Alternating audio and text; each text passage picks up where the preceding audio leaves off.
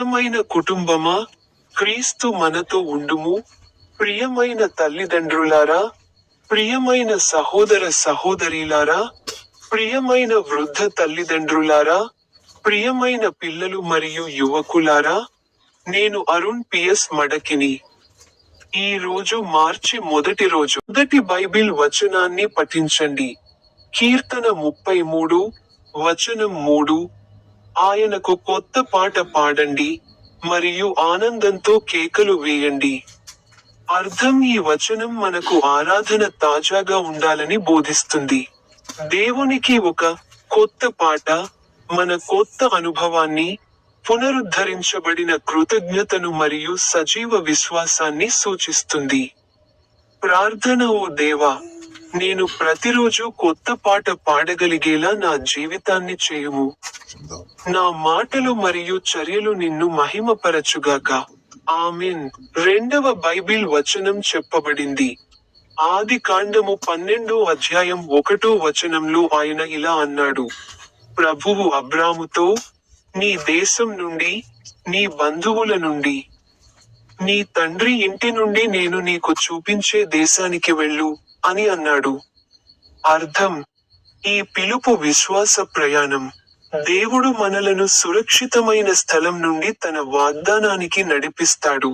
ప్రార్థన: ప్రభువా, నీవు నన్ను ఎక్కడికి నడిపిస్తావో అక్కడికి నన్ను వెళ్ళనివ్వు. నా భయాన్ని తొలగించి నా విశ్వాసాన్ని బలపరచు. ఆమేన్. మూడవ బైబిల్ వచనం చెప్పబడింది. రాజుల మొదటి పత్రిక 18 వచనం.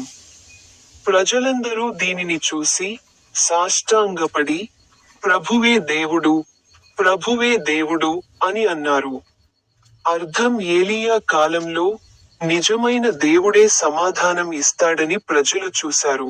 ఇది విశ్వాస ప్రకటన.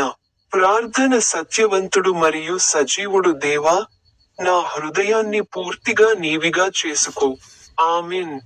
మనం ఇలా ప్రార్థిద్దాం: ఓ నా తండ్రి, ఓ భారం మోస్తున్న యేసు, ఓ పోప్ లియో 14, ఓ ఆర్చ్ బిషప్ విన్సెంట్ ఐండ్, ఓ మాజీ ఆర్చ్ బిషప్ ఫెలిక్స్ టోప్పో, ఓ రాజు చార్లెస్ 3.